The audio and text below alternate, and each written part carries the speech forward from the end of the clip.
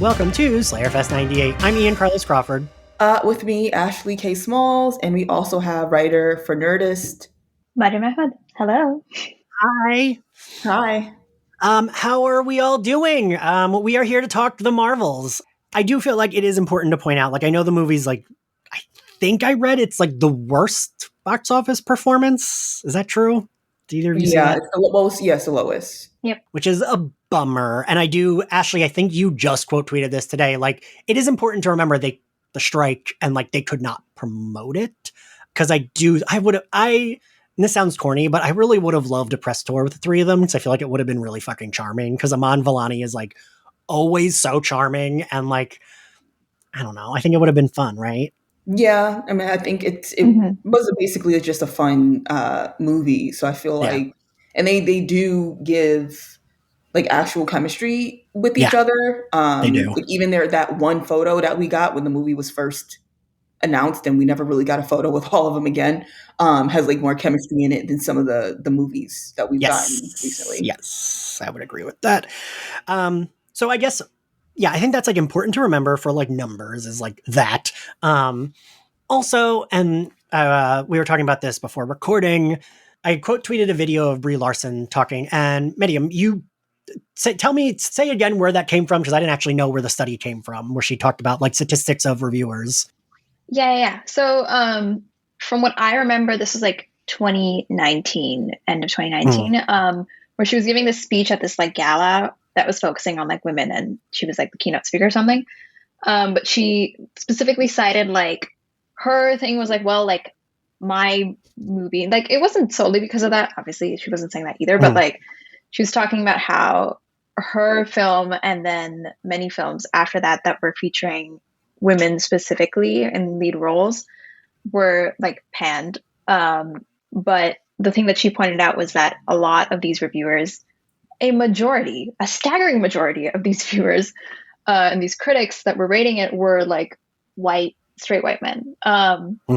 And it was from the USC Annenberg Inclusion Initiative, I think, who do these reports and studies of reviewers and media in general. Yeah, and I do think that's so she was talking about, what was it, that some bananas high number was straight men, and then even higher was straight white men. It was something 70% Yeah. Which is really bad. Yeah, because so the movie has been getting a lot of hate, and I do some people do have valid criticisms. I'm sure we will also bring up our criticism, but I do think a lot of the hate is a little unfair, because it's I know that Marvel movies in general aren't everyone's cup of tea, right? But I don't know, Quantumania was still worse. I don't and I think that's what you said on Twitter, right, Ashley? People trying to pretend this is the worst one is just I don't know. They are unfortunately getting the brunt of not only the strike, now that it's over, but unfortunately the promo for it is long past due. Not only are they getting the consequences of that, but they're also getting the brunt of the quote unquote Marvel, I would say MCU fatigue specifically. Yeah, that has been basically building up for at least a year now. I would argue maybe even closer to 2. And it's very aggravating because we've had these dog shit movies for about a year and a half. And no one wanted to say the quiet part out loud. And now that we have a movie with 3 women leads, 2 being people of color, of course, now is when fanboys specifically have so much to say. This is the problem with Marvel. No, this isn't even the worst Marvel movie that came out this year. It isn't. Quantumania was the fucking worst. We had Secret Invasion this summer. Last year we had Love and Thunder, and you bitches didn't say that was within the past year and a half alone. And those were movies that were male-led, 2 of them being white male-led.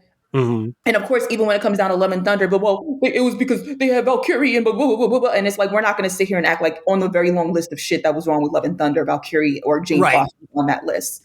Even if you didn't like them, they're not even in the top 30. So let's be serious.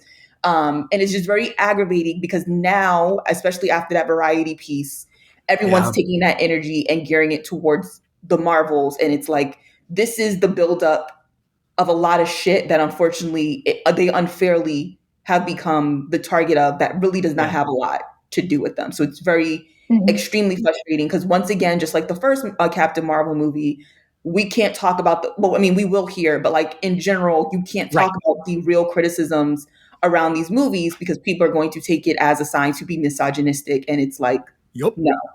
Yup. Yeah. Which is so fucking frustrating because it's like, you're right, Ashley. It's like if one of us like tweets something that is a critique, like then it would be like a slew of like douchey incel bros being like, yeah, that movie sucks. Those women sucked. And it's like, no, that's not what I'm saying. Like, you shut up. Don't talk to me. Don't like engage with me. I'm like giving like actual critiques, not whatever the fuck you people are doing. But yeah, I guess, okay. So what did y'all think like in general of the movie? I think Maryam, you had a really good review for Nerdist. Ashley, I saw some of your tweets. I think mostly we agree, but I'm curious. Ashley, you go first. What do you think overall? I do feel like it was a fun film. I didn't leave thinking that it was, oh my God, that was fantastic. But like, if you got $20 to spare in an hour and a half where you don't want to be in the house, it's fun. I had some people who didn't like the fact that I gave it like a C minus. I gave it a C plus. I would maybe move that a bit to like B minus. But overall, like, because the way that I weigh, at least especially when it comes down to superhero films, you guys know my idea of A plus film is going to be Into the Spider-Verse, both Spider-Verse films. It's nowhere near that good. And so if I think B film, I'm thinking like, maybe the first Captain America movie or something of that nature where like, I wouldn't say they're bad films, but would I be like, these are the best superhero films ever made? No, not that either. But I wouldn't say they were necessary. So that's why I would put it where it's nowhere near as bad as Quantumania, Love and Thunder. But when I think about the film, like the average superhero film that I like, and then the really, really spectacular ones, I'm like, okay, you come under these a bit. So I would maybe give you like B minus C plus. And some people were just like, isn't that low? And I'm like, I do still stand by that in terms of the experience. It's not bad. I do feel like where it fell, unfortunately. Well, again, we already talked about how it's a lot of different things, but like the general audience has kind of, I don't want to say completely tapped out, but it's like before Marvel movies were like, even with the obscure characters, everything felt like an event. I have to see it the day it drops. Oh my God. And now, unfortunately, this is also where Disney Plus has been a thorn in MCU side because now people get to consider, I'm not in love with any of these characters. They seem kind of cool. I'll wait till next month when it's on Disney Plus. So it's like, can I fault anyone for that? Especially when they did spend their money on Quantumania, Love and Thunder, and it was a waste of it. I can't. So unfortunately, here we are. Yeah. That's. I think like with my nephew, they used to bring him, and now my brother and my sister-in-law wait till it goes on Disney Plus because also Disney Plus like costs fucking money, right? Like, Maryam, I read your review, but tell everyone so I know what you think, but tell everyone like overall what you thought of the movie. Yeah. So personally, I feel like seeing Monica, Carol, and Kamala together was like the highlight. Like they pulled like, the audience into the film and kept us there. I do think like personally, like as like a Miss Marvel, like diehard fan, it was just lovely to see her and her family also ground the movie. Yes. And like, smaller stakes to some extent because like, I'm sure we'll talk about this later, but like the constant, like, oh my God, the universe is ending, like gets a little old. So seeing like Kamala be like, well, you're my family. I want to protect the universe because you're in it really felt like it was a good emotional connect. Yeah. But yeah, I think like other Marvel movies, like suffers a little bit from like having to fit within a larger context into the next big thing. But I think this has been something that we've seen in like the past Disney Plus shows and the past couple movies as well. Yeah, no, I agree with that. Yeah. And I'm not sure if all the negative, because, some of those reviews prior to the release were like, this is like the worst one. This is like, I was like you, Ashley, Quantumania is like, I'm like, okay, well, that movie was bad. If this is worse than that, I'm going to be really bummed because I love these three characters. And it just wasn't. I don't know. I had a lot of fun. Like, this is a movie, and I'm not saying it's my favorite MCU movie by any means, but this is a movie that, for me, is a movie I would probably put on Disney Plus as background while I'm like cleaning my room or something like that. Like, it feels like literally what I was thinking when I left the theater. Right. And like, that's not a bad thing, right? Like, it's nice to have those things that are background that you do like, but you don't need to like fully pay attention to, right? Like, I think there's nothing wrong with that. Yeah, that's literally was my thinking is like, like, for example, I would like, you'd have to pay me to watch Love and Thunder again. Like, you'd have to. Oh, yeah. Oh my God. And even then, I would be like, I don't know. Like, how much? Am I struggling here? How's life going? Are my bills paid? Because I don't know. And then, even with like Quantumania, the only reason I liked that movie at the time was because of the actor that they got to play the villain, who right now I'm in this great space with, because we all know, right? Like, hello, like, I'm not exactly a big fan of his anymore. So it's just like, no, I feel like with this film, when I left, I was like, okay, for my friends who like Marvel but are not diehard fans like me, I absolutely would be like, you can definitely wait for this to hit, Disney Plus. I get you. For my friends who I know like these characters, like I have friends who really loved WandaVision, and I'm going to be honest with them. Like, I think there's enough Monica Rambeau in it that you're going to be happy. So I know, like, you're not struggling for money, and I know you ain't got shit to do this weekend, so definitely go see it.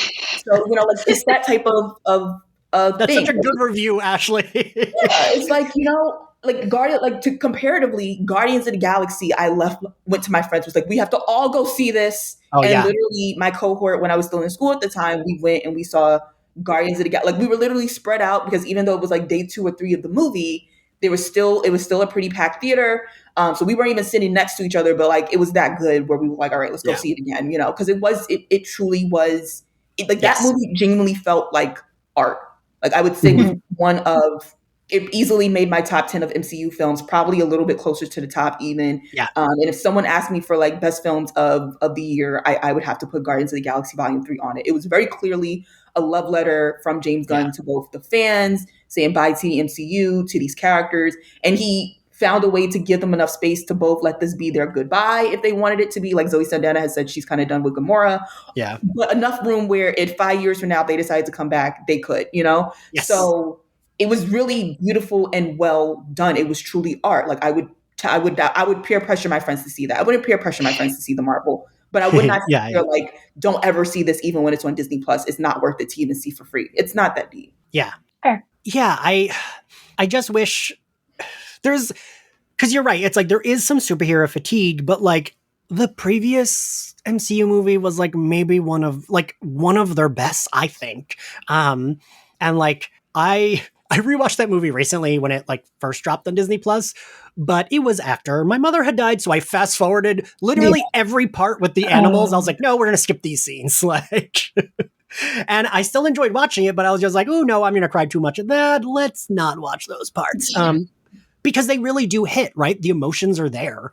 Mm-hmm. That being said, this movie also made me cry. I'm not going to pretend it didn't. Not as much, not nearly as much, but I've seen a lot of people say there's no like depth, and I don't know. I think of the moment when they have to do their like mind meld thingy with like, whatever the fuck it was. I don't even really remember why. But like, when Monica got to see, which Ashley, I feel like you and I talked about this so much. I was so happy we got to know that Carol did go visit Maria, because I would have been so pissed. I was like, because not only would that have meant that like Carol really just dipped on them, but like also that would have meant that after Monica got blipped, that Maria was by herself. Yeah. So at least that lets me know, even though she was dying, at some point Carol was there with her. Because I'm like, if that was the case, if they end this with Monica never forgiving Carol, I 100% understand. Because like, right, like for her to just leave for 30 years makes little to no sense. So it was good to see that. But it still didn't, especially to see that she was still trying to reconnect with memories and stuff like that. Wouldn't it make more sense to actually connect with them by doing that? People in your memories. Like, I feel like Maria would have been able to bring you more of your memories than the device thingy that you kept attaching to your head. So they tried to make it fit, but it really, really didn't. And then on top of that, like, I'm not going to lie, it was a little bit of a sore spot to see Carol moving into the house. Like, you barely saw them. Now you get their property. I don't know. I don't know. I think also, like, for Monica to be relegated to another reality now as well felt a little weird. I'm not gonna lie. Like, like, okay, it's the Black woman who's bearing the brunt of all this now. Like, this literally ties into the first film. True. Wait, what do you mean? How? Oh yes, so my problem with the first film is that first things first, comic book characters wise, like I have two separate lists of favorite comic book characters and favorite like movie comic book characters. Yes. Comic book characters wise, Monica Rambeau is in my top 5. Like mostly just because like as a Black American hero, but also who actually had her parents in her life. Like it shouldn't be such a big deal, but when you consider so many comic book characters are like either orphans and stuff like that, like it's like wow, she has her parents and they support her. This is just like me. And so she's one of my favorite characters, and they really completely changed. I mean, there's really no facet of her background that they didn't change to make it fit with Carol. Where in the comics, they're not that close. Like their stories are not intertwined like this. And I get why they had to, I guess, to make it fit within the MCU and make it relevant to bring her in.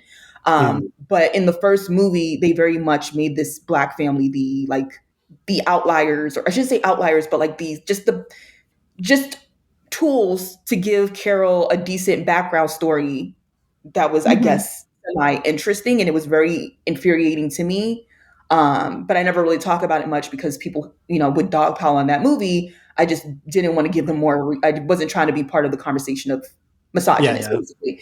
And so while I am happy that they've given, Monica so much more to work with, this ending to both try and give us some inkling of the X-Men to hold on to, but also we finally get Monica in as a main player, and now she's not in the reality anymore. It's like, as you were saying, it's just like, seriously, wouldn't have kind of made a little bit more sense to even have Carol somehow be the one on the other end, considering how she ends up losing her powers to a certain mutant. That's what I was saying. I was talking about this with someone else, and I was like, yeah, why wouldn't? Because I feel like the thing with Carol also is, in my opinion, she should have gotten a trilogy before she was shoehorned into Endgame. Yeah, I would agree with that. In order for us to understand just how powerful she was, just how big of a player she is in the larger MCU, like it would have been great to see, like, her with Fury, her in space, her going back, like, like different growth. But I think that's also why this film like suffered a little bit, because they had to like finally Brie Larson gets more to do, like more emotions to feel, but it's just like too little too late almost. But yeah, I think Carol should have been the one on the other side, also because it gives more room for both Monica and Kamala to grow into their own separate from her. Yeah, I do love that first Captain Marvel, but I very much see like both critiques that you both mentioned, and like I think even though like that is also a movie that I do find is like a fun background I put on when I'm like cleaning or doing something else, that it really doesn't give her much character development. And I mean, I loved Endgame when I saw it. Right now I can see the flaws, but even seeing Endgame, I was a little like, but wait, Carol, that's it? Like they like you said, we should have gotten more movies with Carol before she was shoehorned into Endgame, because also she didn't really do much in Endgame, right? It's just weird to do that if you're not, I don't know, especially like when she wasn't in half the movie, I was like, oh, they're saving her for the end. And then she comes in and I was like, oh, this is going to be cool. And then it was cool, but then she gets knocked out and that's it. We're still fighting Thanos. Like she didn't feel like the big gun that they like said she would be. So yeah, I'm glad that in this movie, I felt I was really glad that we did get more from Carol. I was glad that she was able to like emote more, and she is a little bit harder, right? Like Kamala is the soft, super sweet teen. And I almost feel like Monica is like the in-between. Monica is like very good at what she does. Monica, like, she isn't like cracking jokes, but she's like, she'll like laugh at Kamala or whatever. And like Carol is more like stoic, like, oh, I gotta be serious. But like, I think in this movie we saw her lighten up a little bit, and I think that's due to like having companions and her even saying it's nice to have people in this ship. I don't know. I see the critiques of this movie, but I feel like at the heart of it, I do feel like it depends on if you're charmed by the three of them, right? Yeah, totally. And for me, I'm charmed by the three of them. I really liked the dynamic. I mean, you mentioned this earlier, like grounding it in reality with like having Kamala's family. I don't know. I think that really worked for me. And I did wonder if that wouldn't have worked for someone who hasn't seen Ms. Marvel or hasn't seen WandaVision, so they maybe don't, like, why is Monica in space with powers? That's weird. Like, last time we saw her in the movies, she was a little girl. So I do wonder that. And I've been thinking a lot about that in terms of how people speak about comic book movies. Like, oh, you have to watch this to watch that. And so I just finished Loki last night. And while this is not a Loki recording, the thing Loki did, which I think the comic book movie should do, and because, right, sometimes you do, when you're reading the comics, need to have read this story to get this story, right? That's why they do the little asterisk thingies where it's like, see, Avengers issue 450 to like know what they're talking about. As someone recently, maybe it was you, Ashley, said the movies need to start doing that because it does feel like they do. But I'm okay with that because that is very comic booky. Like, characters do breeze in and out of each other's like stories, I think of like how many times when like Wolverine's solo issue in the 90s would be like Black Widow's in like half an issue. Jubilee comes in for like one line. And that, for me, that feels genuine to comic book writing and storytelling. And I like that. But Loki did the thing where they did that still, where it's like, yeah. He talks about how he used to be in Asgard. He mentions that.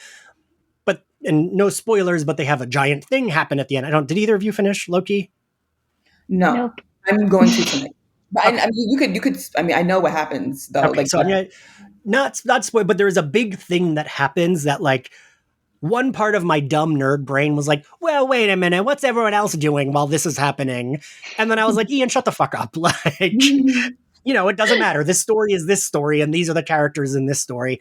And that is very comic book, right? Where it's like, yeah, Loki does mention his brother, he does mention his father, he mentions his past, but like there's this big story going on. And no, not every hero has to be in every story because that's just how they work. And they would all be like bogged down by a zillion characters if they did.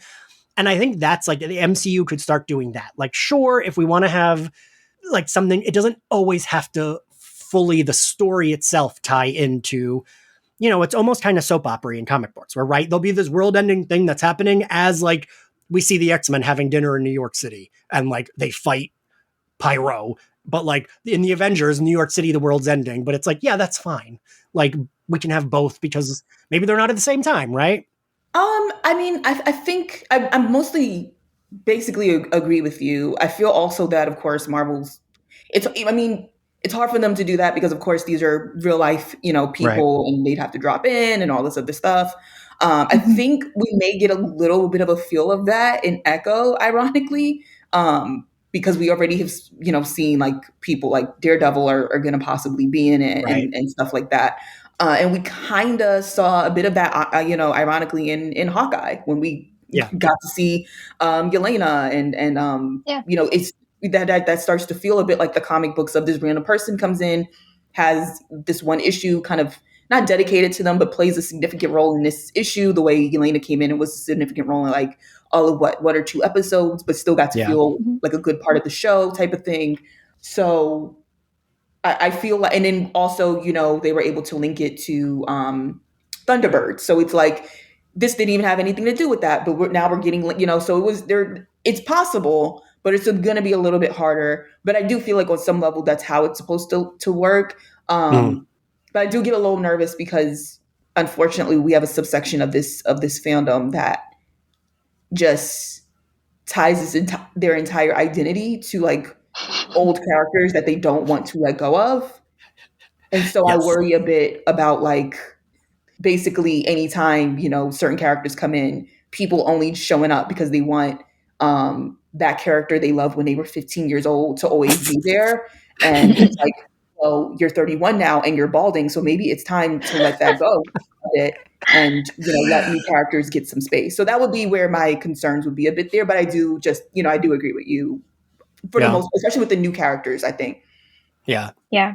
I think this is also one of the main problems that like a lot of people have with the MC right now. Like, well, if we don't see these characters often enough in their own projects and they don't get to like grow further, then we should see them in others. But like, this is kind of, I think, with Miss Marvel as well, personally, like, I feel like that show needs a season 2 just for us to get more of a sense of like how she grows as a hero and how comfortable she is in her powers now. Yeah. Because the first, like, and like, it'd be nice if they weren't just 6 episode seasons, but that's a whole different story. Yeah. But like, I think, as you were saying, like, it should be as if like they're all part of the same universe, but it's just like kind of see a smattering here and there. And I would hope for there to be more like incorporation of these narratives, even just like talk of them, but that also can get like very like, oh, they're obviously referencing to this one thing. It can get a little Clunky, too yeah. on the nose, but yeah, I don't know where the line is in this particular case. I mean, we did see Valkyrie in this film, so Yeah, We there's did. that. Although that was also a surprise. I like didn't like it would have been nice to know like, okay, like Carol and Valkyrie are very close. When did that happen? I'm not sure. Wait, I need to tell you both and see what you both think, because I know like my gay brain makes everything gay, but I feel like they made it ambiguous enough so that it could be, oh, these are two women that are in love with each other. These are two women that were dating and are no longer dating, or they are just like very close friends. Like Valkyrie, every line Tessa Thompson delivers as Valkyrie is always like seeped in like flirtation, which I love. But I don't know. I felt it like in that scene was like 2 minutes, right? And Yeah.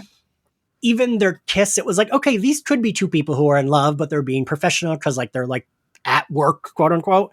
So I could see it being like she's just kissing her on the cheek, and like Carol was kind of Carol, where she's a little blank and like not really emoting that much, but clearly she likes this person. You know what I mean? Clearly this is a person she spends time with, and I could fully see Disney.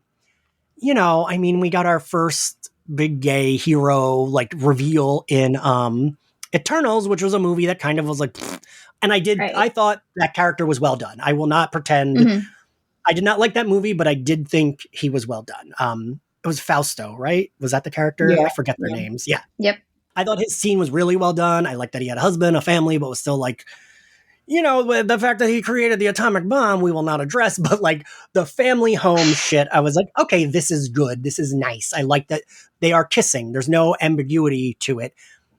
So I feels like that movie, which was like the most diverse movie they put out, and also one of my least favorite, of course, they'll put the gay character there. So it almost feels like, yeah, of course they might test the waters with like the all lady teen movie and like see how people react. And I haven't really seen a lot of people talking about it, but I felt they left it so like maybe they will have them date later, or maybe later we'll learn they dated for a brief time and broke up. What did you two think? I can see that. Yeah. Yeah. I think like there definitely was something right there. Something, right? Okay, yeah. I don't know if maybe Love and Thunder has scorned me forever.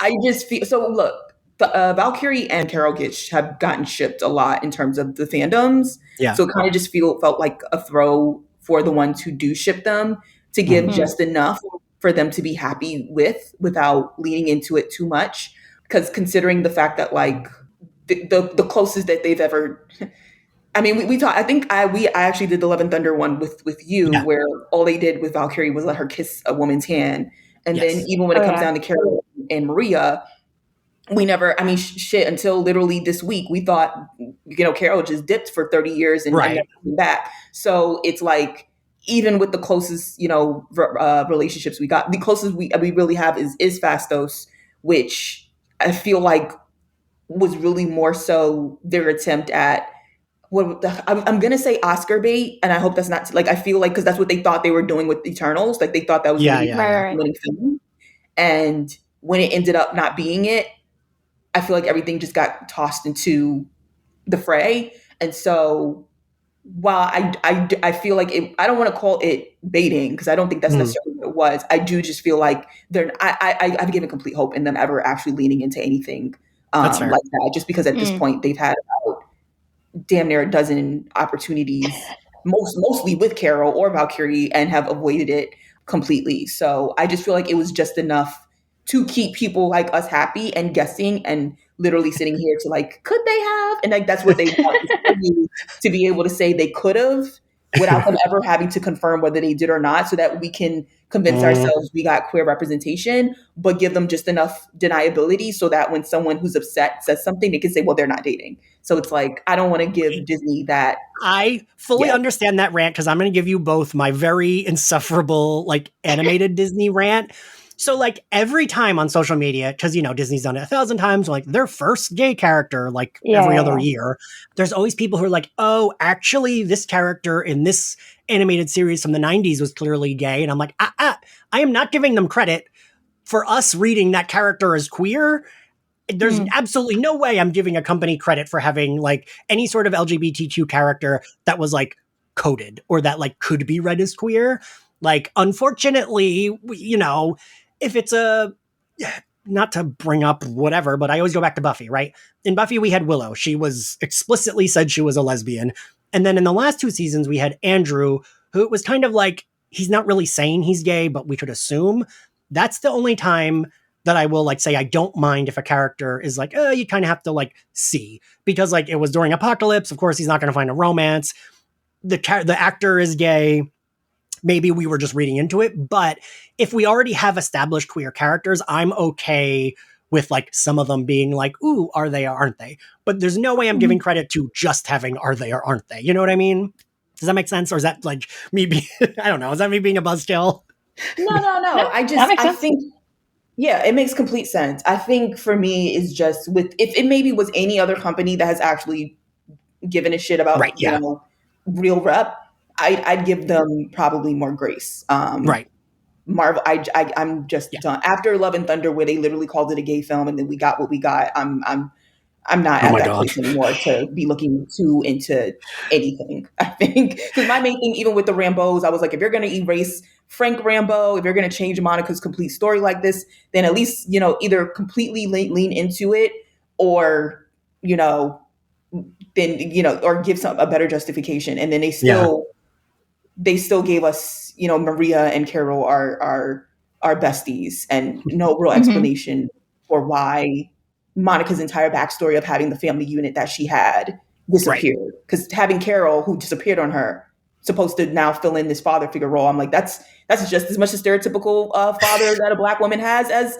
is already written. She left to get milk one day and never came back. Like, that's just, come on. So if that's what you were gonna do, I feel like I'm just at a place where I'm like, I'm no longer giving them that grace. Either they completely say it and I say finally they did, or I'm just not going to give it to them because they haven't done anything to earn it. Yeah. No, I mean, that's like the only, because I know people are being like, oh, well, we read this character as queer. And I'm like, yes, no, I agree. But, like, I don't give anyone credit for, like, a character being read as queer unless we have other queer characters that are fully out and have said they are queer. And, like, okay, maybe there's a character who you're like, I'm not sure where they land on the spectrum of, like, sexuality. And that's okay, because we do have, you know, it's the same thing I said with, It Part 2, which I never will shut up about. Did either of you see those movies? No, sorry, not a horror person. Okay. Not the first one. The first one's very good. Yeah, I didn't get good reviews about the second one, so I was like, second one is garbage. And especially considering how good the first one is, it's almost impressive how bad the sequel is. But the sequel opens with a fucking hate crime, and this gay couple is, like, beaten by people at a carnival, and the conceit is, oh, Pennywise causes people to be, you know, evil and whatever. But, like, not only do they beat up this gay couple, they throw the guy off a bridge and he gets eaten by Pennywise after being fucking hate crime. That's crazy. Right? And, like, also, I don't like that sort of idea, because it kind of feeds into this thing that, like, if people are that barbaric to marginalize people, it's because of, like, mental illness or something's wrong with them. And it's like, no, because we go through oppression every day by people who literally end up winning presidencies and shit. So that's not it. I don't like that Ashley, at all. Fuck, I love when you and I are aggressively agreeing. Because, yeah, I had that argument with someone who was like, well, gay people can be killed in horror movies. I was like, yes, absolutely. But this gay couple is fucking hate crimed, and that's the opening of the movie. And then we don't get another gay character until the very end of the movie, when we, like, shoehorn in that, like, Bill Hader's character was in love with one of the guys because he writes it on something at the end of the movie. So it's like, look, there was another gay character, but, like, that, give me a fucking break. And it's like, you know, and like you said, Ashley, I don't like the like, ooh, well, they only did a hate crime because they were controlled. And it's like, no, people do that anyway. And like, I don't know. I just don't like if that's the I don't. Yeah, that was what I argued a lot of people about that because I understand. Yes, in a better world, yeah, a gay couple can be, the opening kill of a horror movie, and that is fine. We don't have any other like gay characters, but we have so many other movies with gay characters that it's fine. But like, unfortunately, we do not. So yeah, the opening kill being a gay couple, hate crimed fucking to death is not great. But yes, speaking of, you both have brought up really good mentions of the family dynamics. I wanted to talk about the characters and their families because I am a sucker for chosen family stories. And the MCU does and doesn't do chosen family well, I think, because sometimes it's like the Avengers are like a family. Sometimes they are just like coworkers. But like Guardians of the Galaxy, for me, that's 1,000% chosen family and done really well. And I thought Carol, Monica, and Kamala had maybe like some of the best like chosen family team member dynamic since Guardians. And I'm curious, Ashley, what do you think of that dynamic? I 100% agree. If I'm going to be honest with you, I think the movie's main saving grace, both like figuratively and literally, is that dynamic between the three of them. You can feel it in terms of the actors off screen a bit too. Yes. And I think that, and I think we talked about this when we talked about Volume 3 as well, is that the Guardians, when they're going to save Rocket, it does not feel like they have to save a fellow superhero. Like they were like, that's our brother.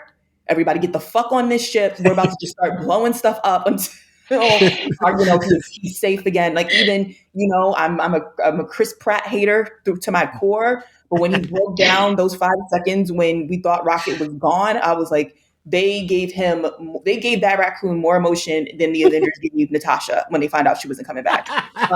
Well, so 100%. Well, but I will say, like for example, the double Dutch scene, for example, was like perfection. It was like, I know people often critique the fact that like the only time we really felt like we got those type of family moments from the Avengers was like Age of Ultron when they're sitting down, like who can pick up the hammer type of shit, which like that's what I would do if I was a superhero. I don't want to just this is not my entire personality. Like one of my co-workers, friends, whatever, has a magic hammer. Hell yeah, I want to see if I can lift it. And so like those type of moments, we don't get them as much, but we got them in Age of Ultron. And like this scene really felt like 3 superpowered human beings, they have a mission to get to eventually, but right now, like this is what they're doing. And it definitely was like the better moments, honestly, of the film to me. And I think, chosen family, also the scenes of Kamala's actual family, because it's like your kid is a superpowered human being. What does that realistically look like? And I feel like we finally got a look into it. Even when her mom is like, if that woman, hurts you, I'll kill her. And Kamala not translating for Monica and Carol, because it's just like, please don't make me do that. And of course, the dynamic. I love how Carol and Monica, the actresses, Brie and Tiana, able to like go from aunt and niece into like this other sort of familial dynamic with when Kamala's in the room. But you do get this tension of like this. Not Tiana. Monica is rightfully, even the beginning when they're on the voice comm with Fury, and Monica's sort of like, I don't want to talk to her right now. Like I don't want to reunite with her like this and stuff. And like I felt that shit because I feel like some of us with our families, especially complicated, we've had that before where it's like we have family members we haven't spoken to in a while, and it's like I don't know when I'm ever going to get to it. I'm just not in that space right now. I feel like that was probably like the number one that really keeps. That's what makes the film actually enjoyable. I would say it is a fun film. Yeah, I would agree. How often do you see, like, I think with the Avengers as well, this is my complaint, but like, how often do you see like a superhero team like training with each other and like, having fun with it? Yes. But I think we don't really see that with the rest of the teams that we have seen in the MCU. And I thought it was a valuable part where we were like, oh, okay, they're like actually working it out. And like, they're not perfect as soon as they get to the fight. Like they do mess up, but I really liked their dynamic. I think they bounced off each other really well. And I love Kamala's family as well. I think like they still continue to keep those like cultural and like religious aspects very specific. Like that one scene with the family and the ship crash landing alongside Nick Fury was absolutely hilarious. I was sitting next to my also like Pakistani Muslim friend, and we were just like, oh my God, no way they're doing this. Which is, nice to see that like, oh, okay, there's like such specific things that like we can laugh the hardest at. And they're not translated. But yeah, like I think generally the focus on family and like, the really like human emotional beats was really pulled the film like, through. Yes.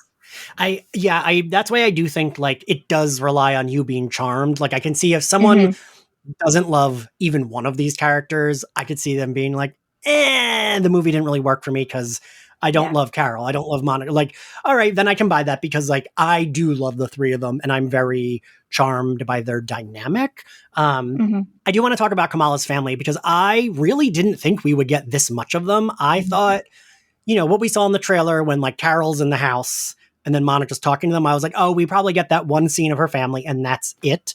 And, we talked about this when we covered Ms. Marvel, but I love that they keep like, I mean, again, a Puerto Rican family is different, but like culturally, that's like, oh, my mom would have been like, I'm going in that fucking spaceship. What are you talking about? Of course I'm going in the spaceship. Like, Ian can't go by himself. And like, she would have also said something in Spanish, like, I will kill her if something bad happens to you. And I would have been like, she said hi. Like, and I feel like I just loved that we kept the family the way we saw them in the show because that is how we met her family, that her mother absolutely would be like, we are going. Like, there's not a question. We have to go too. And then like, I forget, is it the dad that's talking to someone and he's like, oh, he's like, I think he has like investing like advice for the one guy. The guy's like, oh, I'm 300 years old. And he's like, oh, okay.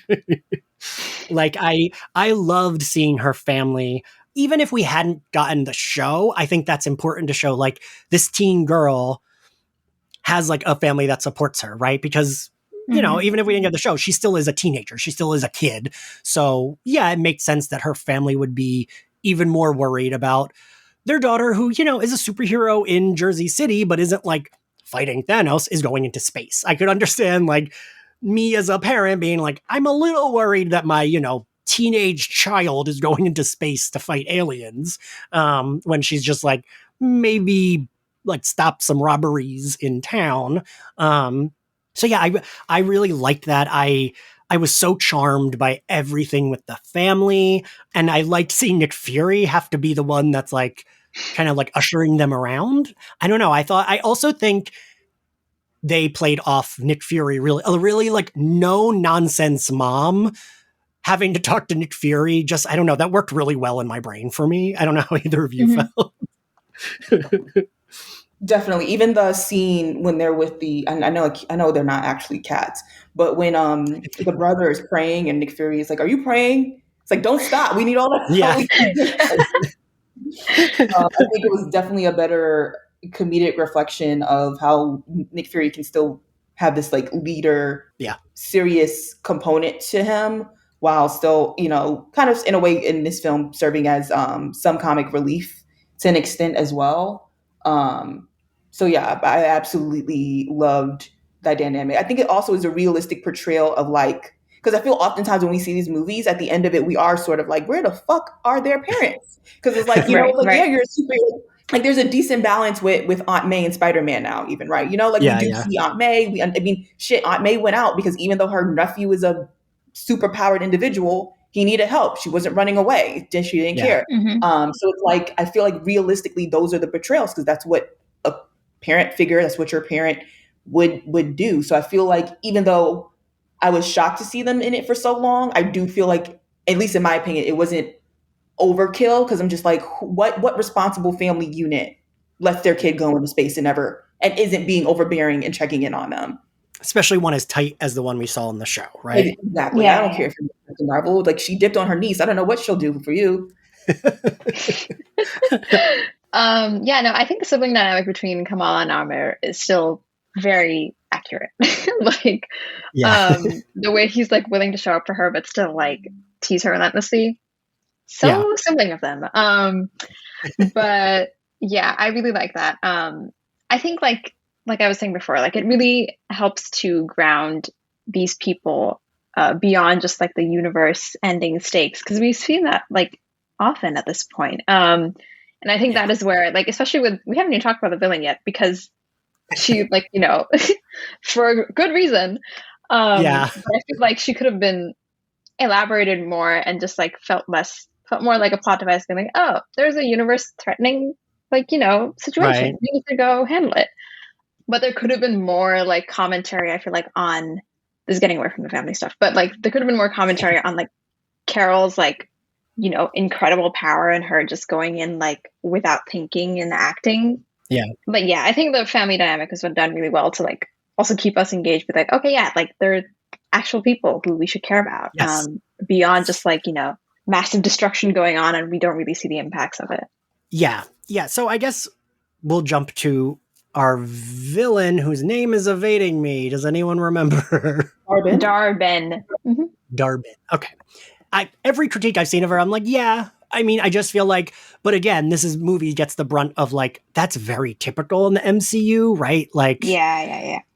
I don't know. I'm like, yes, that is a critique I have had of the movies since, you know, the beginning of the MCU, when it used to always be like random man in a suit who is bad. And I like never cared. I mean, I think she did the best with what she had. And she's also Tom Hiddleston's wife, right? Zawe Ashton. Yep. Yeah. But so, yeah, I mean, I don't know. I don't have much aside from that. I do wish at the end, when they negotiated with the villain, I was like, all right, that might be kind of interesting if we keep her alive, because like they did help her, because her like, you know, again, it's like one of those Marvel things where that like Falcon and Winter Soldier did, where it's like, wait a minute, this villain has a point and a full reason to be angry. Oh, now we're going to make them do a bunch of murder. So that way, like, it makes sense that they're a villain. Because she had every right to fucking hate Carol, right? Mm-hmm. Yep. Like, Carol decimated her homeworld and then never went back to help. So I liked that. I thought that was like, oh, cool. We're kind of seeing Carol's fuck ups. And I like that we got them. I just wish we had paused on that a little bit more to be like, hey, like, you are the one that did this. Like, yeah. And you never like fixed it. And I think it's a bigger theme of the fact that, and you see this in comics, a lot of the villains are people who were created by the superheroes who go in, make decisions, decide that they're the ones who get to make those decisions because no one can tell them what to do. And, you know, we're finally seeing, I mean, like, I think the closest we gotten to that sort of after effect is like Ultron, who was the brainchild of fucking Tony and Bruce. And, you know, even I do agree with you. It's just like, I wish they had kind of kept Dar-Ben around, even because, like, again, this is again something that Guardians does better, is that High Evolutionary wasn't killed. So if they wanted to get back to that, or, you know, something of that nature, they could. But also, we never see him again. Like, it's plenty believable that he's indisposed forever as well. So it's like, as great as many like loose ends as that movie ties, he somehow managed to keep just enough room for Marvel to do whatever it is that they choose to do now that he's left. And someone, I think, called Dar-Ben the villain of the week, which basically, that's what these villains in the MCU are feeling like. So true. Which is really unfortunate. Like, you can't, you know, I mean, like, look at what you just did with Loki. Like, and that was because Loki was tied into so much more than just one movie, like, obviously, but it's like, you can do that. You know, we have these relationships with the villains where you can do some further stuff with them, but instead, you know, I don't know, they fall into this trap of basically obliterating like all of them. And it's rather unfortunate, because if we're being honest, a lot of good superhero stories really do come down to the villains themselves. I mean, you know, I mean, Batman's cool, but we all get more excited when we hear the Joker's going to be in it, right? So it's like, You know, that's funny. I was thinking about that. I went to Batman as soon as you were talking about that, because like, isn't there an episode? I mean, we're covering the animated series over at the Patreon, but isn't that episode, The Trial, all about them putting him on trial for like creating them? Isn't that like one of the episodes of the animated series? Can't remember. Regardless, I agree with you. It's like, So the reason I even started wanting to cover that cartoon for the Patreon is because when they first announced like HBO Max might fully dissolve or whatever, I was like, ooh, let me watch all the things that I've been meaning to do. And that was like a rewatch I'd been meaning to do. And I like binged it all in January and I fucking loved it. And I was like, wow, this still holds up. And to your point, Ashley, the most boring episodes are the ones that revolve around Batman and a crime boss. Like, it's like cooler when it's like Catwoman or the Joker or Harley Quinn or Poison. Like, those are the more, like, the best episodes are like ones that center the like big villains because they're fun to watch. So yeah, I that's why I do think Darbin would have been more interesting if like they did make that deal with her. They could still have the same fucking ending, right? They still could have gotten there. And like, she is now the like emissary from Kree or whatever that they do have to deal with. And she fucking hates them, but like begrudgingly works with them because they did fix her error or whatever. Like, I think that would be more interesting. Yeah, I agree. I think like there could have been so much, well, you know, this is the MCU at its finest. There could have been so much more commentary and there was not. But I think like, especially like, you know, considering everything that is happening in Gaza right now, like the sort of commentary about like, well, these people were literally occupied and like now they have to leave because their land and their planet is gone. Like the scrolls that were there. There is so much potential there to see Captain Marvel, who now has a marriage of convenience to a prince on another planet, be a part of this larger galaxy of where there's all these politics and empires and things like that. But I mean, realistically, will we ever see that elaborated on beyond just several villains of the week? I don't know, which is unfortunate because there's a lot of potential there to see more discussion that like, you know, could be more interesting. And that kind of is like a MCU, like lifelong problem, I guess. Yes. Yeah. I mean, like, yeah, I think I'd go back a lot to like Falcon and Winter Soldier when it was like, they were almost saying something. And then they're like, nah, let's not. And then Falcon, at the end, like turns in, like he gets like the Cap shield. He becomes Captain America, and then is like the people he scolds are like the minorities that are in that helicopter, and it's like, come on, like. And that was surely to be safe, right? Then people couldn't say, oh, they like hate white people or whatever fucking dumb shit those people say. Like, I have no doubt it was on purpose, like women and like people of color that were the ones he was lecturing. Because it's like they almost get there with saying, that's why I'm surprised they let She-Hulk rag on like those shitty male fans so much like openly in the show, because normally they like to say something without actually saying something.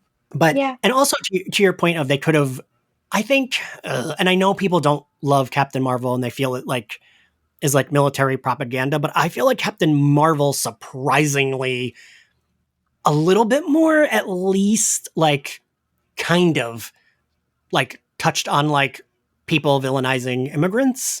That was all, you know, fully undone by everything else they've done with the Skrulls and like Secret Invasion, which but you know what I mean? Like they at least tried in that movie to like a little bit say something. I don't know. Yeah.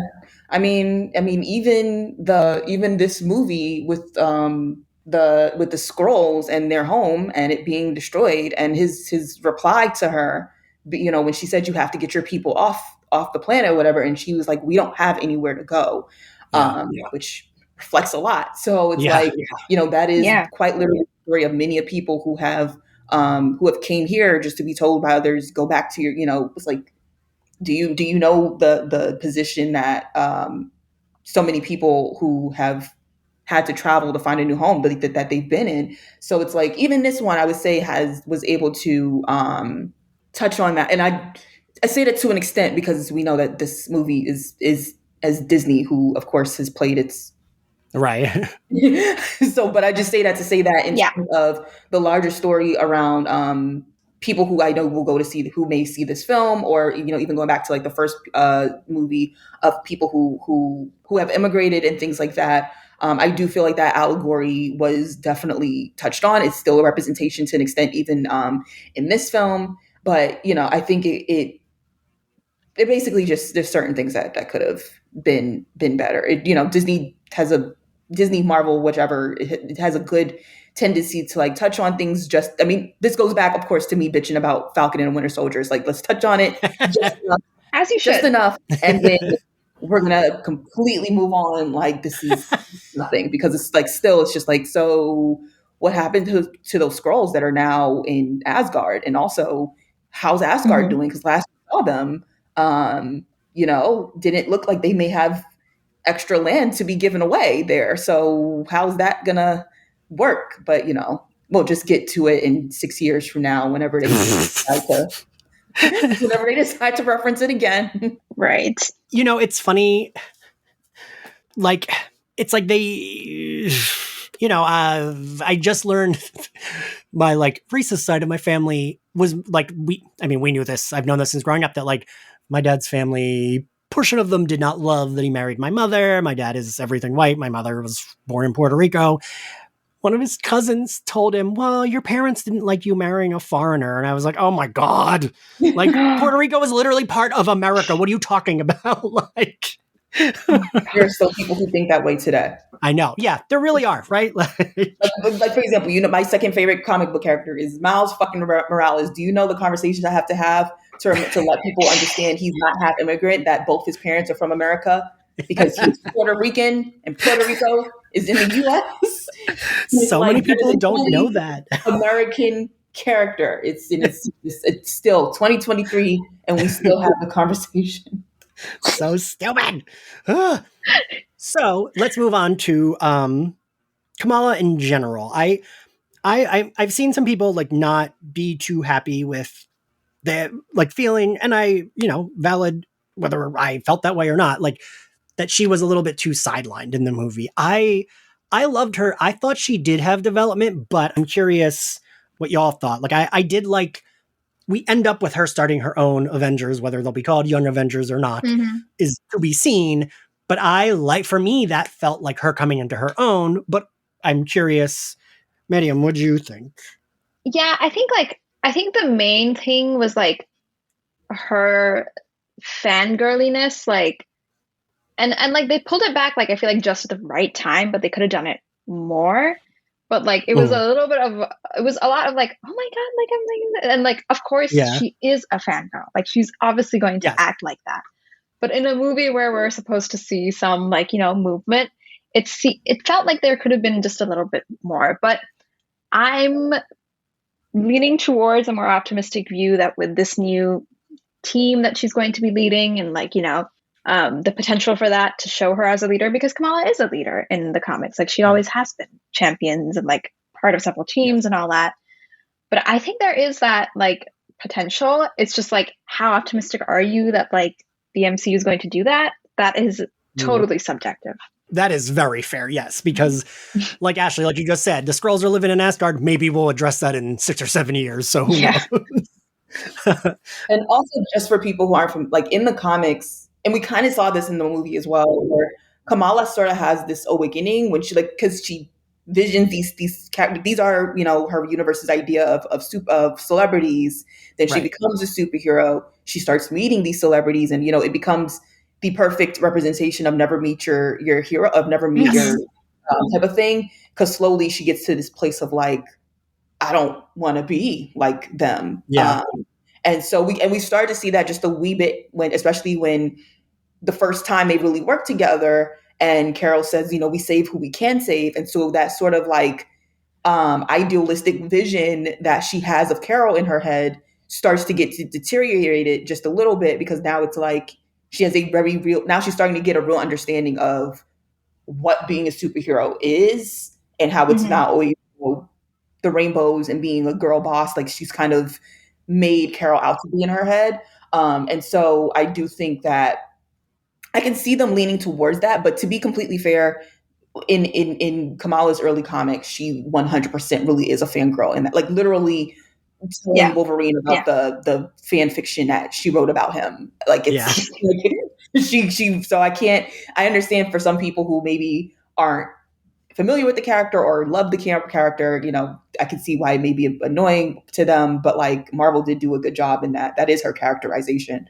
Yeah. No, I think I can see where you're talking about though. Like maybe like some folks found it too much, because I definitely in my brain like was like, oh, this like tracks, and I like myself loved it, but I could see where it would like become a little grating to some people. Or like you said, just like if they had peeled back a little sooner, because I did like that moment on the Skrull whichever planet it was that like I keep dropping things that fully gets destroyed, when Kamala looks like fucking pissed at Carol, and like I like that. That's shit I like, where it's like, ooh, like she's been fangirling and now she's kind of like, what the fuck? What do you mean we're leaving these people? Even though like realistically, this is one of those things where like, I don't know, I go back and forth because I'm like, well, Carol is so super powered and Monica, her powers aren't like fully defined. Like, I don't know. And it's like, feels like they could have done a little bit more, or like Carol could have like lifted the planet or some shit. I don't know. But like, you know, if everything's blowing up, you do need to, you know, save who you can save.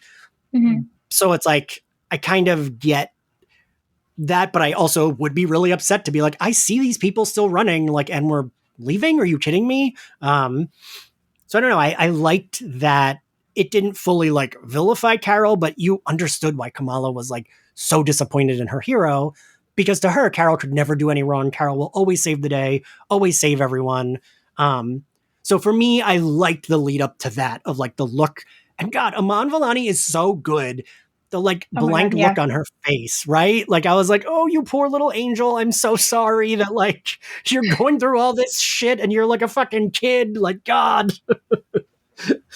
Yeah, I think like there's leaning into the optimistic view where like Kamala in the comics, she distanced herself from the Avengers because she was like, well, they're not helping to build back up anymore. Like that's her main, like, you know, complaint, that they're like, well, we can't, the Avengers are like, well, we can't like help everyone rebuild all the time. And she's like, I just fundamentally disagree with that. So she separates herself from the Avengers. So there might be potential to do that with this new team as of now, who we only know that like there's Kate and possibly Cassie.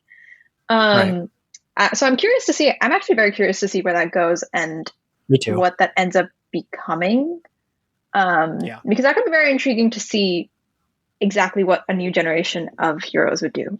Yes. No, I agree. And, you know, now that you mention that, I'm like, I wonder if they will go like the champions route. If like they'll have it be, oh, she's calling them the champions because she didn't love, you know, kind of like in the comics where it's like she doesn't love that the Avengers don't try to save everyone. Like, I wonder if they'll do that, because that would also make sense. You know, and I saw people being like, oh, she's never been part of the like Avengers, and it's like, but actually she was. I don't know. Like, I really, I don't remember who wrote. Do either of you remember? I don't remember who did that run when they kind of like redid the Avengers, and they were like, weren't they in Jersey City during her run? Wasn't that like they were in like a Tony Stark building in Jersey City, I think. But it was like with Falcon as Cap. God, in that point, did they call him Captain America in the comics? Ashley, do you remember? I can't remember when they started calling him Captain America, when they like brought back Steve Rogers. I don't remember. Who's Sam Wilson? Yeah. I don't remember. I don't remember, but whatever. It was, I think Sam Wilson was the leader, and then it was like Tony Stark and her and Vision and like two other people. And I really did like that run. I never read the whole thing, to be honest, but I read like the first 2 or 3 trades. And I liked her on the team. And I also saw like, I don't know, I think she is such a fresh, it's weird to say this because also that comic book character is what, like 20 years old at this point almost. But it's like a fresh young voice, and it's like having this younger character interact with these like characters that are heroes, but are still a little bit like, yeah, I've been doing this a long time. This isn't like exciting. This isn't fun. I don't, you know, don't have the excitement that she does. Okay. So let's talk about Monica. What do we think about Monica? Because Ashley, I know that how much you love Monica. I liked her in this movie. I was a little bummed until we got the moment of her seeing her mom. I felt like we're not really addressing this shit enough. And then that moment, I fucking cried. Because also going back to Kamala, I love that like Monica is like, no, it's fine, and is crying. And then Kamala goes and hugs her, and she like waves Carol over to hug her too. And it's like, this fucking teenager has a lot more emotional maturity than the rest of you two. And I think it's because Monica and Carol are just harder, right? They've been through a lot of shit. So they are a little harder and a little like reticent to be like, yes, let's hug it out. But Kamala's still like excited about life. Sorry, go ahead, Ashley. No, I was just going to say, because we see Monica's empathy in WandaVision. Yes. And I think why we see her being so hard is because how do you really, it's there's this little girl who's used to being able to turn to her aunt Carol, and then the Yeah. adult who's like, you've been out of my life for 3 decades. And so it's like that's a really tough place to Yeah. be in. I wouldn't really want to be emotionally vulnerable with someone like that either. Yeah. It's wish they had. I think they did what they could with the moment, but they kind of didn't need a blow up moment, or just to honestly, I don't know, just let Tiana yell. Excuse me, to let Monica yell at Carol because it was called for. Like I don't know really what else. Because I mean, even the scene where we go back kind of in time because they're looking at their memories. And like when Maria's like, I need you to take care of Goose, and it's very clear she means Monica. And it's like, well, you didn't fucking do that. So, Yeah. I mean, if anything, that would have pissed me off more because it's like, so it's good to know you didn't let my mom die by herself, but she told you to be there for me. And when I came back, no one was there, like, because like, Carol clearly knew that everyone who had been dusted came back. Okay, you have to Right. fight Thanos. Maybe while everyone else is mourning Tony, who you barely fucking knew, you could go check in on your niece. You're right. I forgot. She did barely fucking know him. You didn't fucking know him. Why are you standing at his? I mean, I could get it to be to in terms of respect or whatever the fuck. Right. Yeah. But so clearly, when that all happened, you did not immediately go check in on your niece because why? Imagine. I mean, can you imagine finding out your mother died and you weren't there? Like as someone who lost her mom to cancer, that would be a double whammy. You'd have to. Yeah. If someone doesn't get me when I jump off this bridge, that's it. Like, Yeah. like so it's just like, anyways, I say all of that to say that I don't think we really got the emotional moment between the two of them that we should have gotten to answer for that. We got this like little moment, we got this sort of like Passover scene of Carol be like, I didn't want you to see me like that. And it's like, okay, fine. Yeah. I guess. Cool.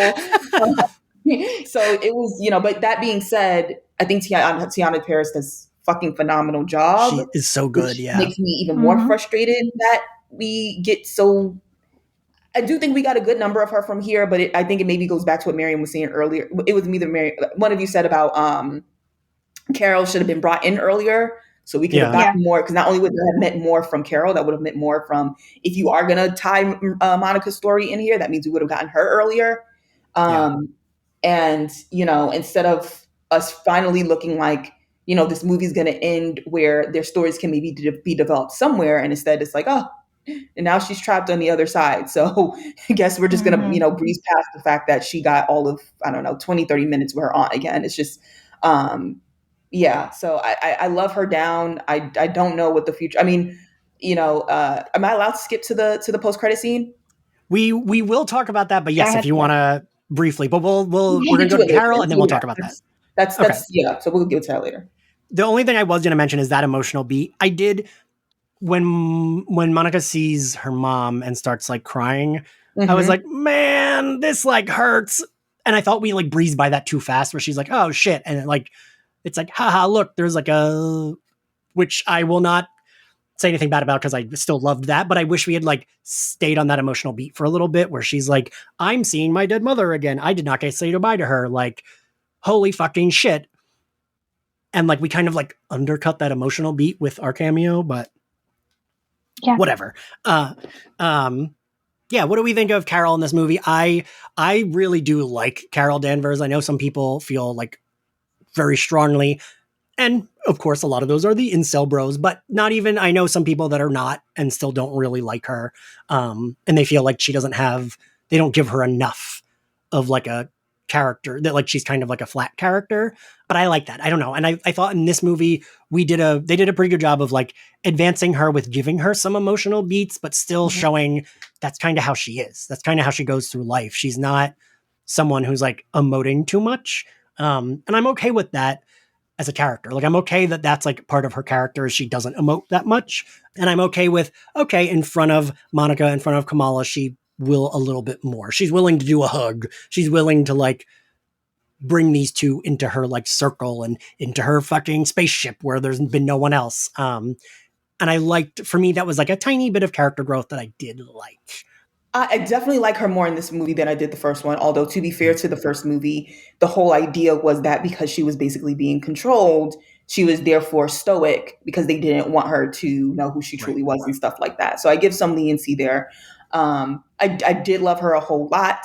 I am a Brie Larson fan, even though I do just have my critiques of Carol in this universe, in general, which I basically have already kind of touched on. But I do think they did.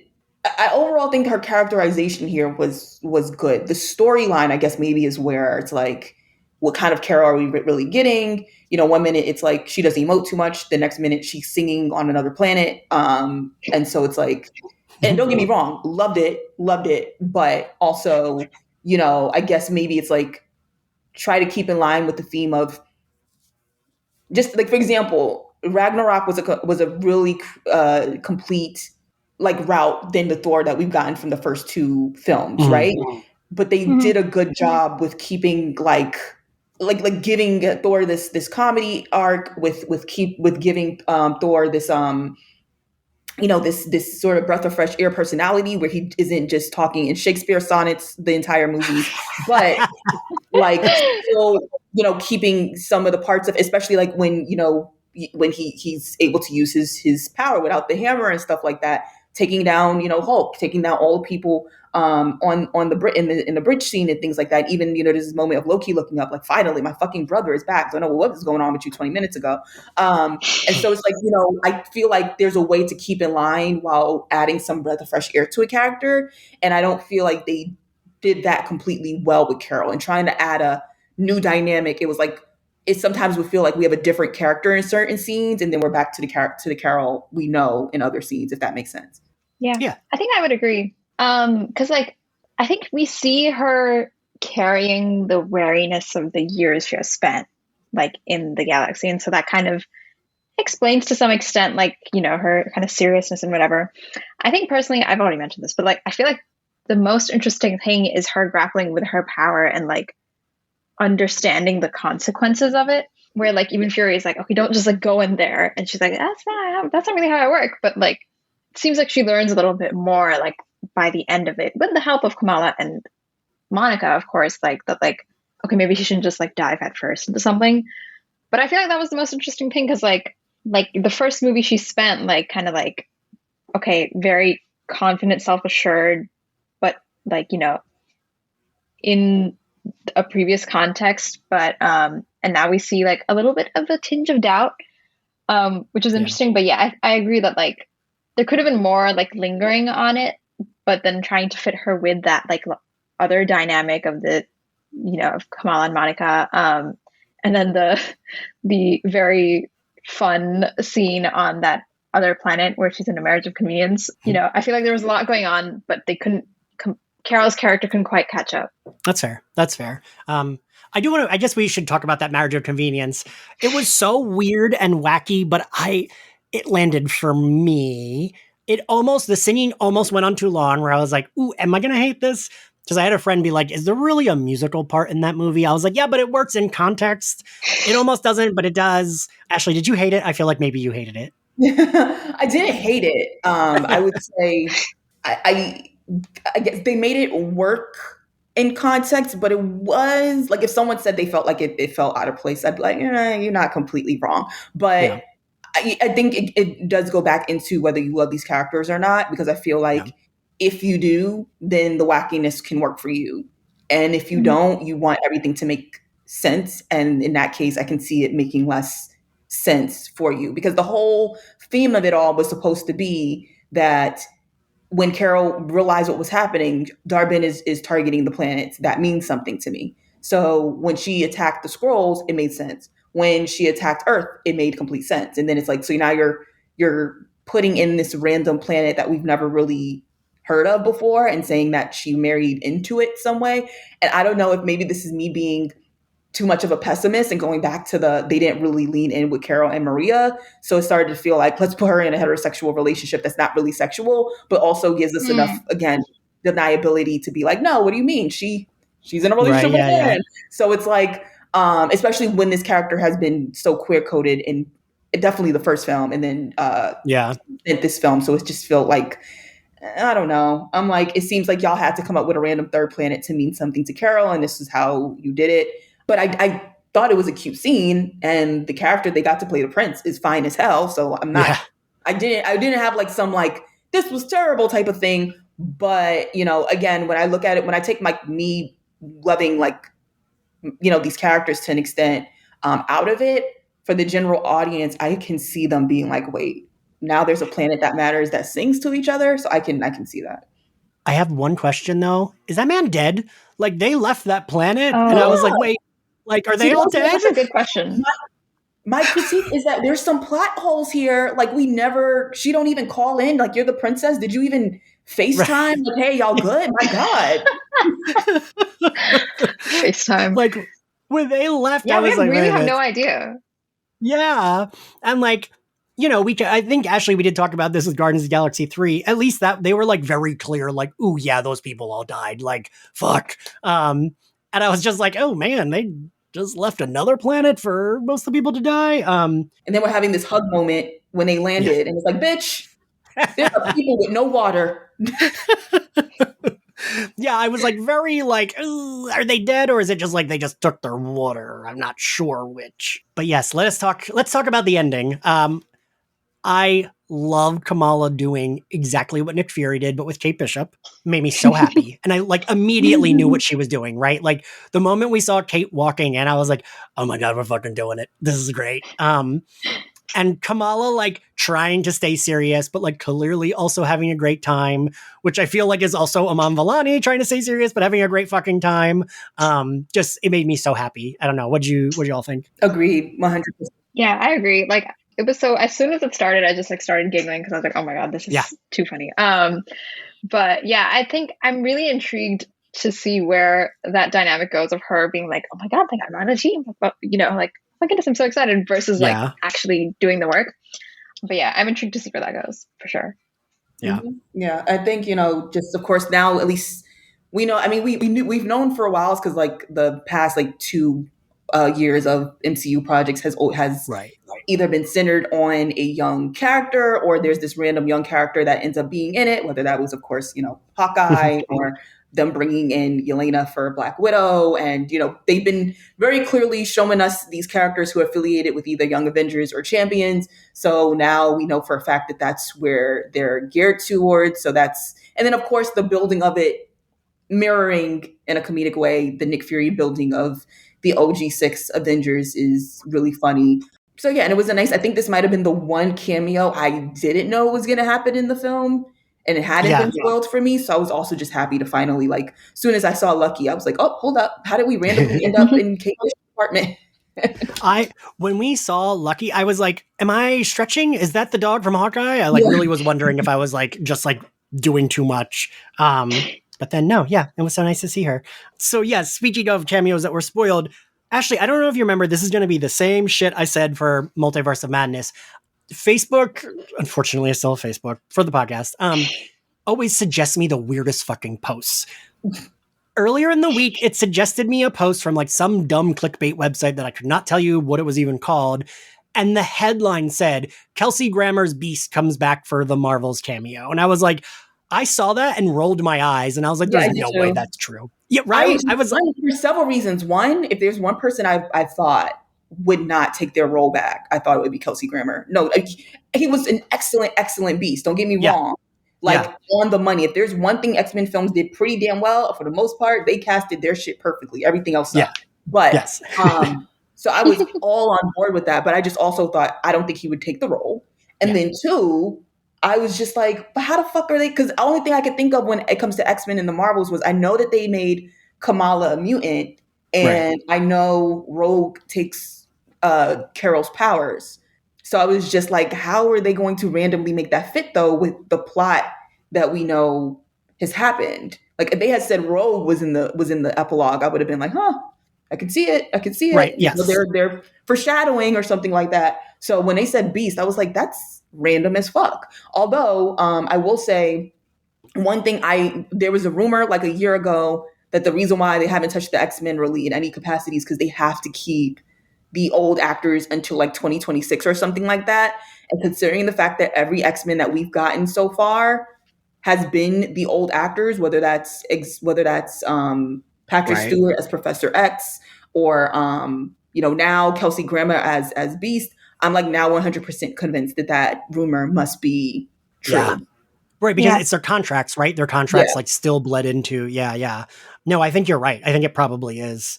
Because I've also heard people complaining, and I don't think they're going to do this, not because it's like, oh, I trust them so much, but I don't see that like the only universe in the MCU that will have X-Men is the Fox universe, and I just don't think they'll do that, right? I mean, they kind of show us that this is not, even though it's X-Men and it may be X-Men that we are familiar with, which gives us some, nostalgia, is clearly not the same X-Men universe that we watched for 10 years because Maria Rambeau is not there. Right. So well, even that, I would be okay if they said that universe is the Fox universe, because that universe, let's be real, was a fucking mess, right? Like, so many actors just like breezed in and out. Kitty Pryde is a different actor in like every movie but the last two of the like that like run of X-Men movies. So I would be, but I just like, I don't think these will be the MCU X-Men. I think it's like we're leading to something in Secret War. Probably what you said about the contracts, Ashley, and then we would get like the MCU main timeline X-Men will be different. Like, I don't think it'll be Patrick Stewart and Halle Berry and James Marsden. No. I think if anything, I think they're either going to answer for that with Deadpool coming out, since we know we're getting a version of Wolverine. It could be the one we're familiar with. It could just be a variant that Hugh Jackman is going to be playing.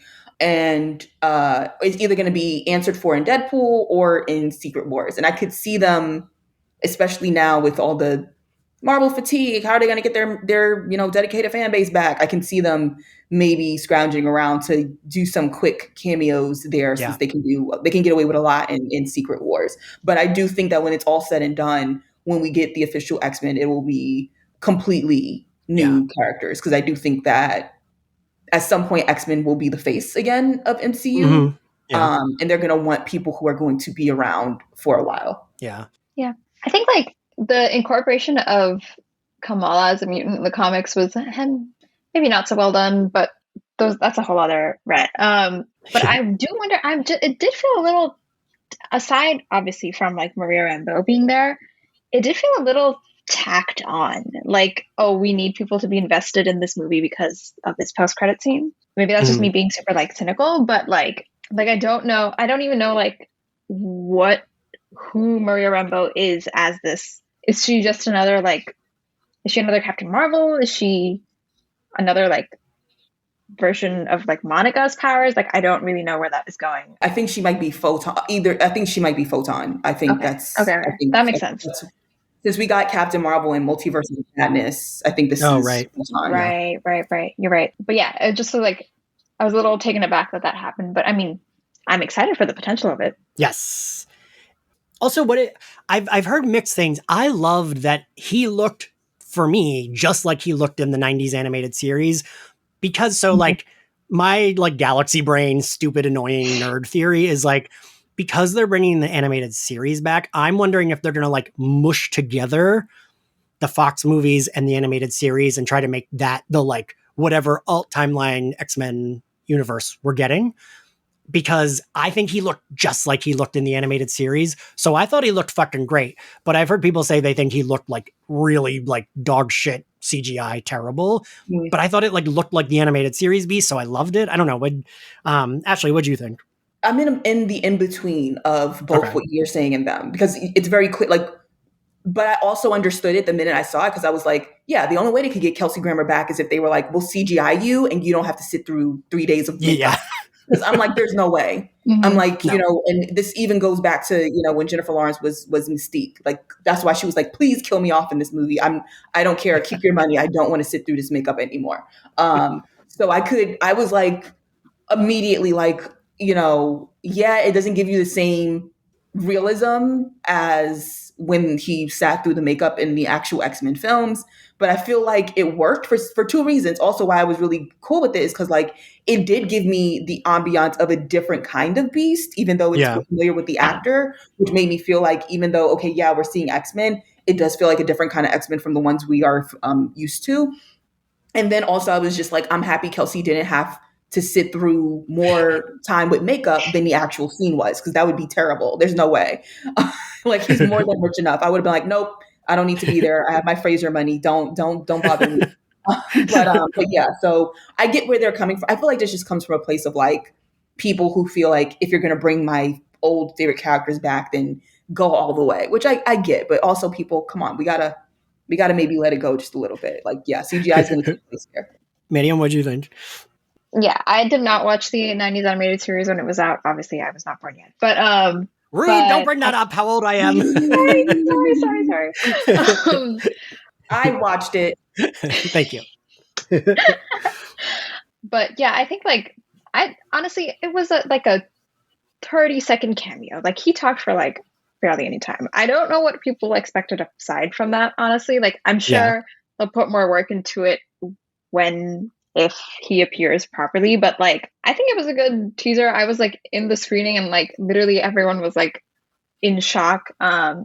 So for what they were, I think, attempting to do, it worked. How it will actually look when like the movies come around and when they like put these people in full costume and like fully like there, I don't know. We'll see.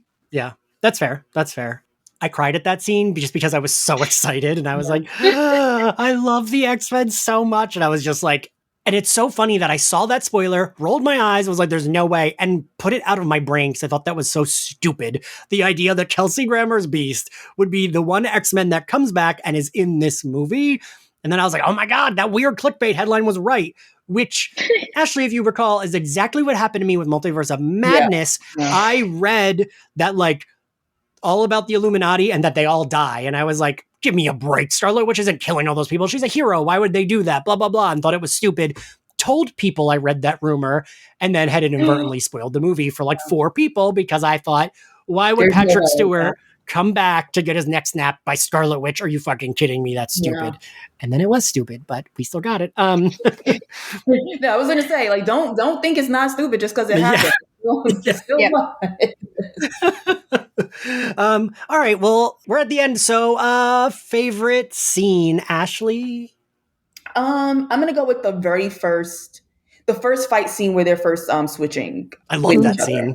I thought it was fantastic. Like, crazy enough, I don't know. I feel like the fight scenes we get nowadays are just very so like straightforward. It was cool to see something that was like, and you could tell the difference between the 2 experienced fighters who are Monica and Carol, comparatively to Kamala, who, held her own, but obviously was more so, which, I mean, also kind of creepy to be 1 minute in your living room and the next thing in space.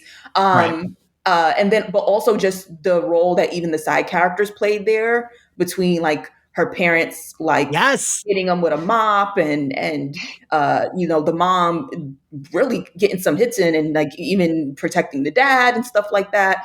And then even with, Nick Fury, when they would end up in the ship with Nick Fury and him just like, because of course at this point, when you're used to like over 10 years of a raging green monster, when he, fucking thumps his toe, I guess, people switching in and out on your Switch is probably not going to really be weird to you anymore. But like that entire, and I think that really does speak to Nia's directing, as much as people are, of course, using this, what they didn't like about this film as an opportunity to harper on, see, this is what happens when you hire a Black female who's only directed one movie, which is not true. But, that's just, I'm sorry, but some of the directors who you guys ride like a fucking Charlie horse, like it's, they would not have been able to do that well. We know it because their movies are very straightforward for a reason, because they could not do that well. And it was really well done. So that is my favorite scene. Maryam, what's your favorite? I think, Ashley, your choice is great. But I think personally, like I've been talking about like the ways that the family grounded it emotionally. I think the part where like Kamala like says goodbye to her family, not knowing she's going to come back, where she's like, okay, I have to go to save the universe now. And her mom is like, okay, I know you have to go. I'll let you go, but I can't like let you go. I was ready to cry. I think that part really stuck out for me because like, it really like makes you emotionally invested in a movie that's otherwise about like really big abstract things. Yeah. No, I agree. Yeah, I love that. Those are both good choices. I think My favorite is the hugging scene. I love that Kamala had to be the emotional mature one and she is the like kid. And she's the one that got them to finally hug each other. I could cry thinking about that scene. I loved it so much. But I will say a very close second is, we didn't really talk about it, but that fight scene I think is really fucking fantastic. And one of the better fight scenes I've seen in the MCU in a long time. Because like you said, Ashley, usually they're pretty just straightforward and usually they're like so CGI'd. And this was still CGI'd, but it also felt like people were actually in that living room, not like everyone's green screened in a different, location and put into a CGI'd living room like we sometimes have gotten. Mm-hmm. And, granted, there could have been a lot more CGI. I don't know.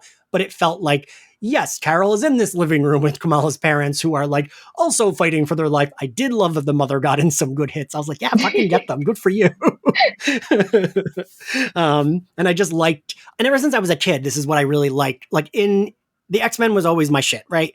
And in the X-Men, I liked when they would bring in like, Jubilee was my favorite, right? And when she had to fight Sabretooth, or when she had, like, I like seeing the people that aren't super, like, have the huge big powers that can definitely defeat the thing, have to fight. Or if it's just like literally the human characters that have to fight these like super powered. I love that shit. That always works for me. So I liked seeing her family have to fight together. I love that they tie up the aliens. I did feel bad for their house, though. I was like, their poor fucking house in Jersey City. Jesus. I was like, my God, do you know what that goes for today? Right. Right next to New York. My God. When they just stopped cleaning and looked at her, I was like, yeah, sis. Like, it's not your fault. But I can see, I 100% understand why they irritated. And also, my parents would have been on that fucking shit with Nick Fury. Like, one, we're concerned about our daughter. But two, I know this government agency better have some money to give us to fix our house because ain't no way. Yes. All right. And what grade do we give the movie, Ashley? B-. Maryam? Yeah, I think I'd lean more B+, but yeah. Okay. Yeah, I think look at this. I think I'm a straight B. Like, I think I hear the concerns and critiques. I don't think it's nearly as bad as anyone is saying it is. But yeah, no, I think this is like you said, Ashley, it's worth to see it if you're a Marvel fan. It's fun. It's not Quantumania. It just isn't. At all. I think you will have, I think if you like superhero media, you'll have a good time. Like if you are someone who only goes to see Marvel movies because you want to be invested for, big team up, whenever that is again, then sure, wait till Disney Plus. I think it's a fun time. If you want to wait till $5 Tuesdays, then so be it, but I think that like, it's unfortunately become the target of Marvel's MCU specifically mistakes within the past year and a half, which is just not fair to. Yeah, of course, exactly. Of course, the women-led film is going to be the scapegoat.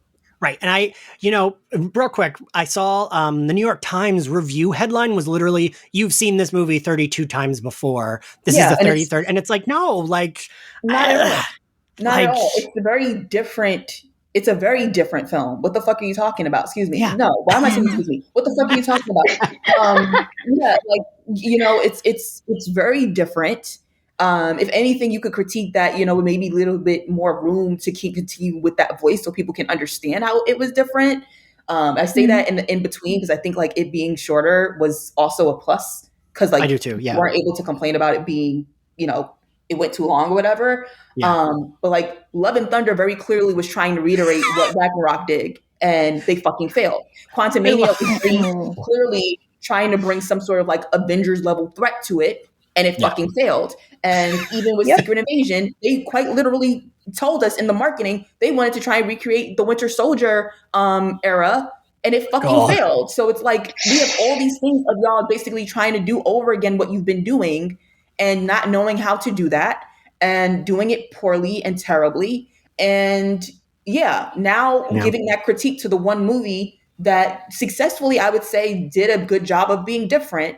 And it could have been better to have these things. But like it overall, I feel like if we had gotten nothing else this year but Guardians of the Galaxy, Loki, and then the Marvels to end out the year, no one would be saying that shit. Unfortunately, everybody was mum about the bullshit that Marvel was putting out the past 2 years. And now they're comfortable saying what they should have said over a year ago because women are in the lead. Fuck you. Yeah, no, I agree with that. Yeah. Mm-hmm. Well, thank you to the two of you for doing this. Thank you all for listening. If you liked Slayerfest 98, you can find us on all podcasting platforms and you can follow us on social media at SlayerFestX98. Love it if you could support us on Patreon. We are currently going through Buffy Season 3 and kind of Batman the Animated Series and eventually X-Men the Animated Series. Want to follow me? I'm at ENX Ashley, where can everyone find you? Ashley K. Smalls, basically on all social media platforms. And Maryam, where can everyone find you?